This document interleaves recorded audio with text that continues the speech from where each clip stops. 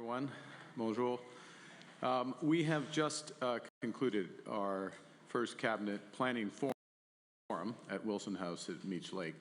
And while we were there as a team, we sat down and we discussed how we can best deliver the major changes that are needed to overcome the many challenges that Canada currently faces.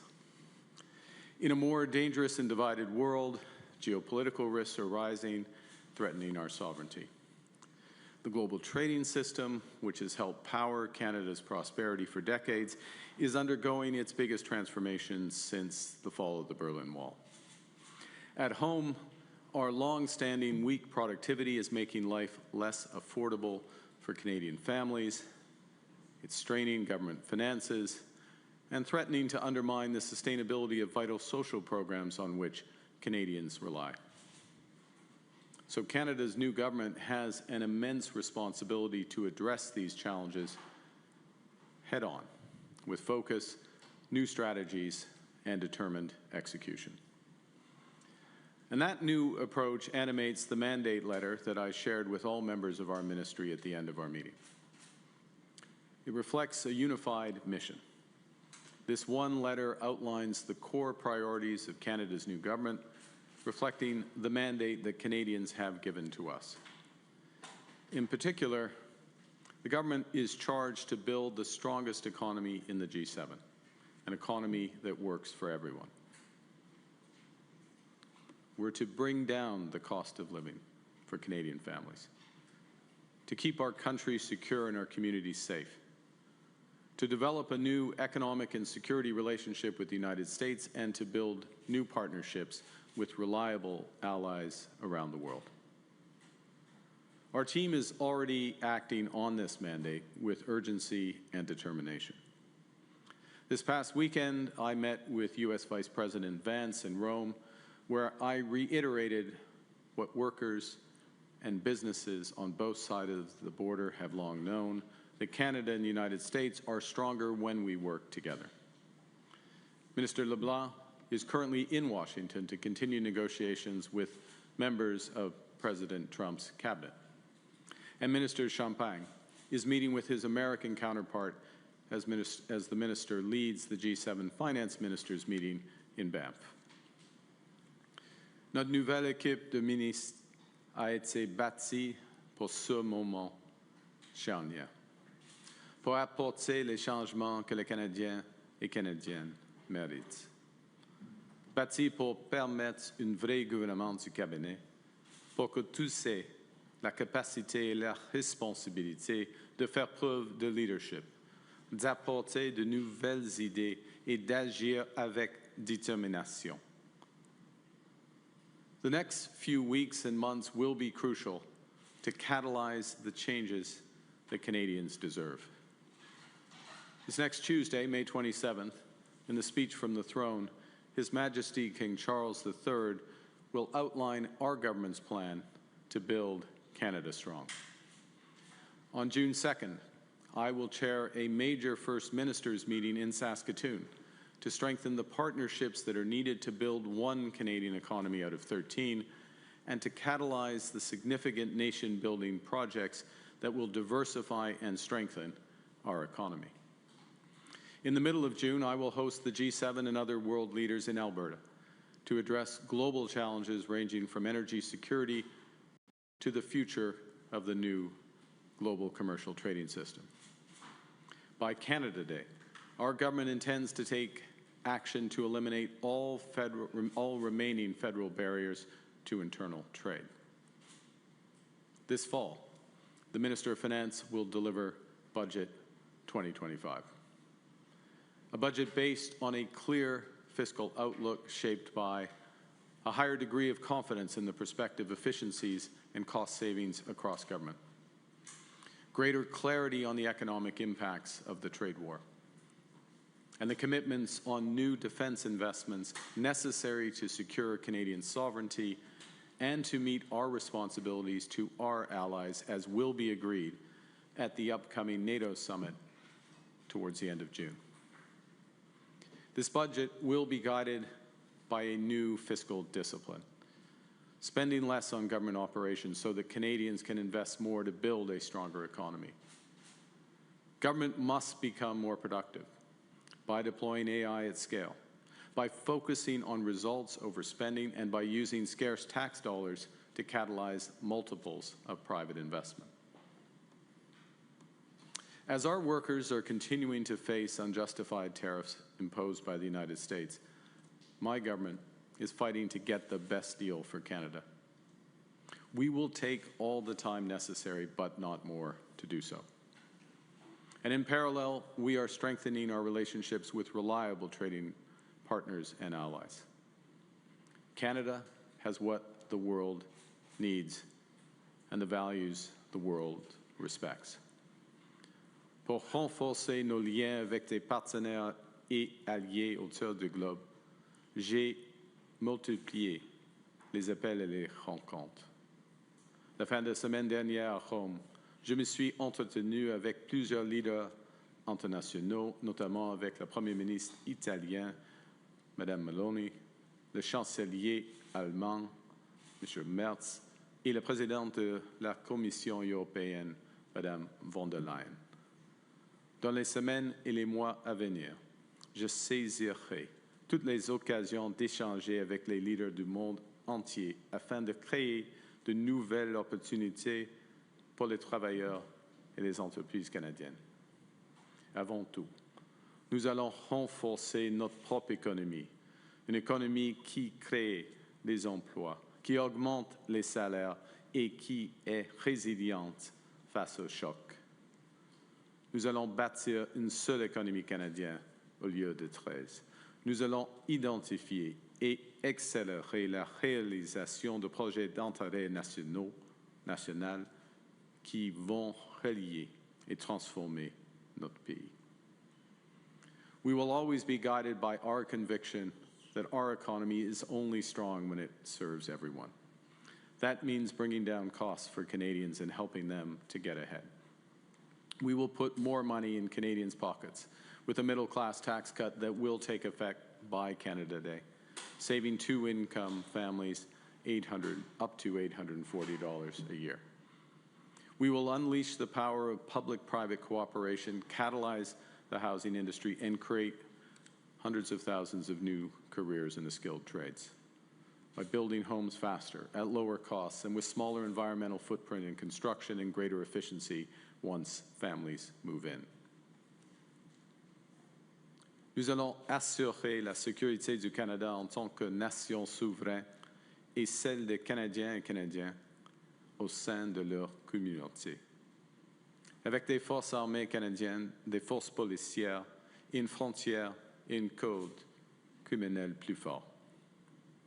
Nous allons bâtir la confiance en notre système d'immigration, ramener les cibles à des niveaux viables et plafonner le nombre de travailleurs d'étudiants étrangers, tout en attirant des travailleurs talentueux qui nous aideront à bâtir une économie forte. In the mandate letter released today to Canada's ministry, I encourage my colleagues that we can more than meet our challenges with energy and ambition. That is how Canadians have built the best country in the world, and that is how we will build it even better. It's time to build big, build bold, build now.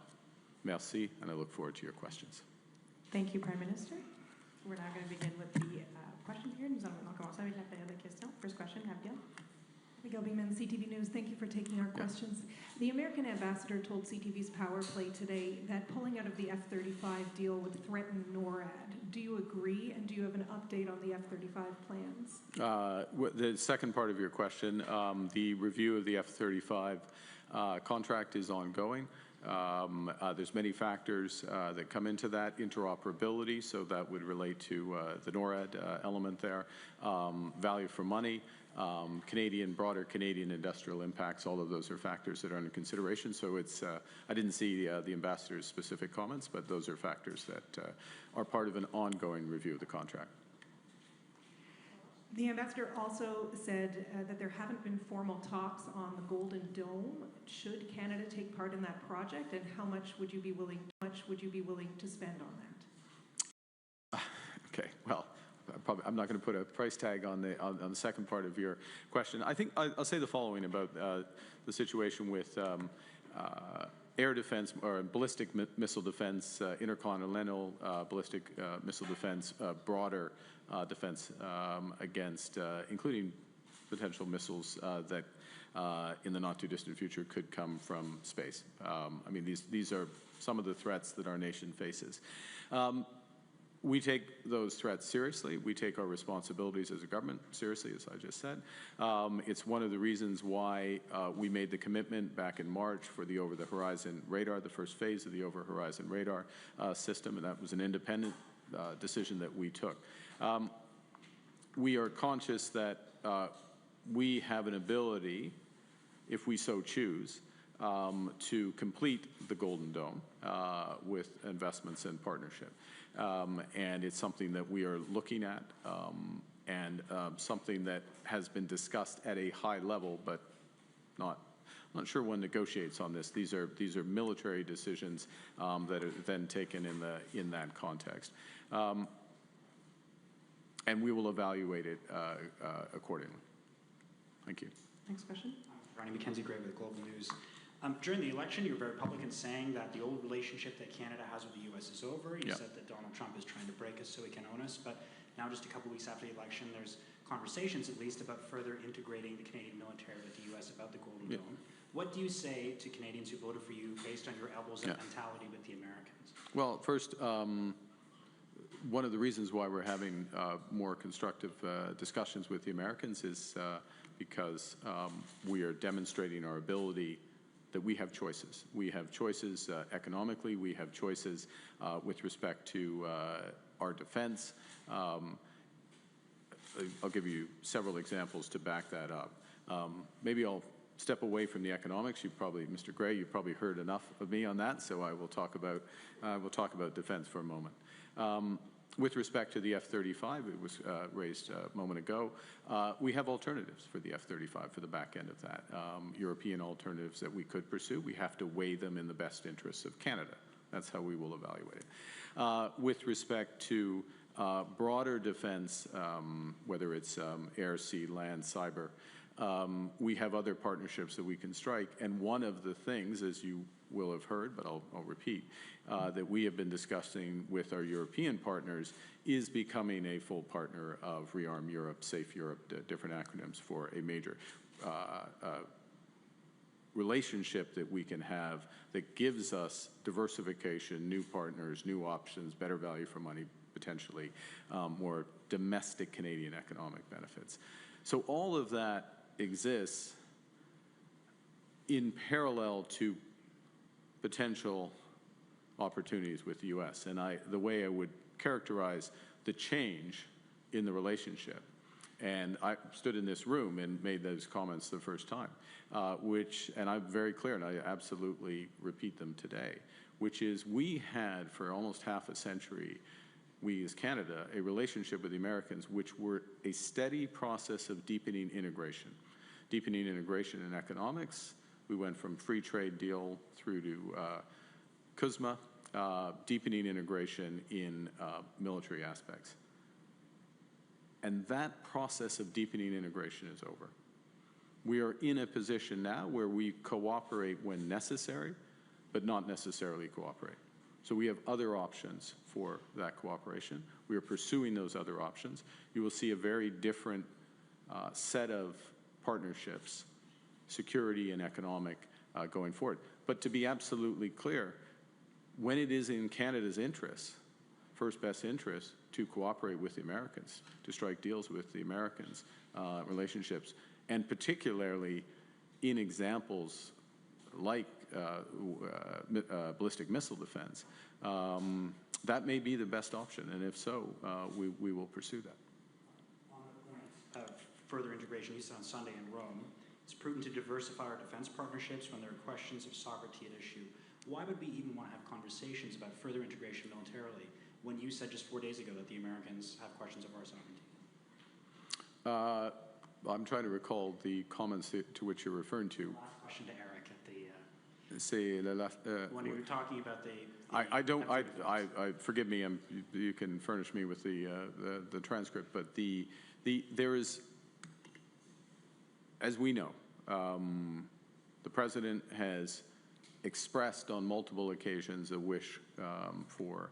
I'm not going to repeat the phrase. I never repeat the phrase, but a wish for something to happen. That is never going to happen. That is understood, increasingly understood. The wish still exists, but the reality is different. First point. Second point, there are cases where it is in our interest to be integrated with the U.S. market. The automobile sector. My entire life, our automobile sector has been integrated with the U.S. The Auto Pact was struck the year I was born. There are elements of our security relationship where it can make sense. But not all elements of our economic relationships or our security relationships does it make sense, and we are actively and aggressively pursuing alternatives. Prochaine question. Vas-y. Bonjour, Juliane Lapointe de Radio-Canada. J'aimerais vous entendre en français sur est-ce que vous pensez que c'est une bonne idée de participer du côté du Canada au Dôme d'or? Et Donald Trump semble indiquer que c'est le Canada qui a appelé pour manifester son intérêt. Est-ce que c'est ce qui s'est passé? En ce qui concerne les discussions avec les Américains sur le Dôme d'or, il y a des discussions depuis quelques années entre les officiaux militaires, les officiaux sécuritaires, entre le Canada et les États-Unis, premier point. Le président et moi, nous avons eu quelques discussions en ce qui concerne le concept de Dôme d'or. Est-ce que c'est une bonne idée pour le Canada? Oui, c'est une bonne idée d'avoir des protections pour les Canadiens et les Canadiennes par rapport les missiles. Et parce qu'il y a maintenant, à partir de maintenant, il y a des menaces. C'est le Corée du Nord, la Russie, peut-être la Chine. Après un certain temps, il y a des vraies menaces pour le Canada et nous avons un choix. Est-ce qu'on va créer une protection pour nos villes, pour notre pays, ou non? Et si on va le faire, et selon mon gouvernement, il faut le faire. Et OK, c'est seulement le Canada ou le Canada avec les États-Unis? Parce qu'avec une Dôme d'or, il y aura des décisions qui pourraient avoir un impact sur le Canada, mais pas avec le Canada à côté des Américains. Alors, il y a plusieurs considérations. Mais ensemble, ils sont des discussions qui continuent. Puis selon vous, quand vous parlez de protection du Canada avec un dôme d'or, est-ce qu'on est davantage dans la détection de missiles ou avoir un rôle plus proactif où là, on parle vraiment d'intercepter des missiles? Oui, il faut être, soyons clairs, il faut être plus proactif. Hein? Parce que l'idée c'est, OK, il y a un missile qui existe et en une trentaine de secondes, il y a avertissement pour les Canadiens. OK, vous avez 30 secondes. Non, il faut agir. Alors, il faut changer la politique. Merci. Boris, pour le devoir, vous venez tout juste de mentionner les menaces pour le Canada. Vous n'avez pas mentionné les États-Unis dans la liste. Le 31 janvier, vous avez dit que les États-Unis ou le président Donald Trump menace nos travailleurs et notre famille. Est-ce que, oui ou non, le président Trump représente une menace? Oui, je l'ai dit le 31 janvier, probablement pendant le février-mars, la semaine passée, parce que il y a une menace économique qui existe à cause de la guerre tarifaire. Et la guerre tarifaire continue. Nous sommes maintenant en train de discussions afin de régler cette guerre, afin de trouver de la paix dans la guerre tarifaire. Mais on verra. Pour le moment, la menace américaine continue. La menace américaine économique continue. vous avez aussi dit que le président Trump est un président transformateur. Vous lui avez dit dans le bureau Oval. Après, vous avez dit qu'il y a des transformations positives et négatives. Avez-vous un seul exemple à nous donner de transformation positive qu'apporte la présidence? Depuis quelques années, Monsieur le Président, il est plus clair que les risques qui concernent la concurrence géopolitique de la Chine, par exemple. Il a changé, donc, au fond, il a changé la politique géostratégique américaine, y compris la politique géostratégique de l'ancienne administration du président Biden. Et il est plus clair que les risques qui existent dans quelques endroits à travers le monde. Alors, the question was about positive aspect of President Trump's transformation, and my example was, and I was starting from his first presidency, about clarity about geopolitical and economic competition from China. And I think we have seen that but that intensified through the Biden administration, the reaction to that. So he was right about that. There's been a reaction to that. That has changed aspects of the game, and there are other aspects like that. Next question. Hi, Prime Minister. Marina von Stackelberg with CBC News. Did you speak to U.S. Vice President J.D. Vance this weekend about putting that statement out with the UK and France against Israel expanding its military operations in Gaza? And was the U.S. supportive of you releasing this statement? I advised the Vice President that we probably were going to say something. I didn't ask. It was a one-way conversation. I advised the Vice President of that. J'ai mentionné le vice-président que le Canada, la France et le Royaume-Uni. J'étais là avec le ministre des Affaires étrangères du Royaume-Uni pour quelques minutes, et puis avec le sous-premier ministre du Royaume-Uni, et je l'ai mentionné la probabilité d'avoir cette annonce en ce qui concerne le Gaza. Mais ce n'était pas une conversation, c'est de renseignement pour lui. It wasn't a conversation, I switched language. It wasn't a conversation, I informed him it wasn't anything more than that. Did he give you a reaction? I just said it wasn't a conversation, so. If Israel continues to deny aid and expand military operations in Gaza, part of what your statement was about, what concrete action will Canada take, and what kind of sanctions will it include? Well, I very much, the purpose of the statement, the intention of the clear language is not just of ourselves, but of France, of the United Kingdom, many other countries, is that Israel ensures that adequate humanitarian aid gets to the population there, many of whom are on the brink of starvation. Well, j'ai compris la question. Non, on a essayé. Non, on va décider. Mais c'est mieux c'est la responsabilité du gouvernement d'Israël d'agir. Time for last question. Dernière question. Catherine. Good evening, Catherine Lévesque, National Post. I wanted to get your opinion on the Reform Act. You might have seen, but a few of your MPs say it's nothing against you, but they want to have the power to trigger a leadership review if things go south, maybe in a couple of years. Are you comfortable with this idea? Is that a prediction, Catherine? I mean, what is a little confidence? Are you comfortable with that idea so early in your mandate? Well, I'll say the following, which is that the Reform Act, all parties in Parliament, all recognized parties in Parliament are bound by the Reform Act. It's the law of the land. And therefore, there are these 4 votes consistent with the Reform Act that will take place. They'll take place at the first caucus meeting, which is Sunday. So it's just... that idea. well, I observe that this will happen. There'll be these votes.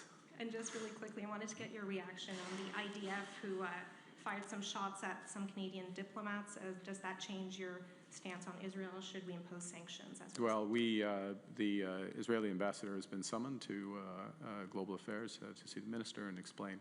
We expect a full investigation. We expect a immediate explanation of what happened. It's totally unacceptable. It's some of many things that are totally unacceptable that's going on in the region. C'est absolument pas acceptable, cette situation. Et c'est la responsabilité de l'ambassadeur d'Israël de faire une explication à nous. Et c'est la responsabilité du gouvernement d'Israël de faire une explication. Mais c'est un autre exemple. C'est un autre exemple c'est un autre exemple des affaires qui ne sont pas acceptables. Merci. Merci. Merci.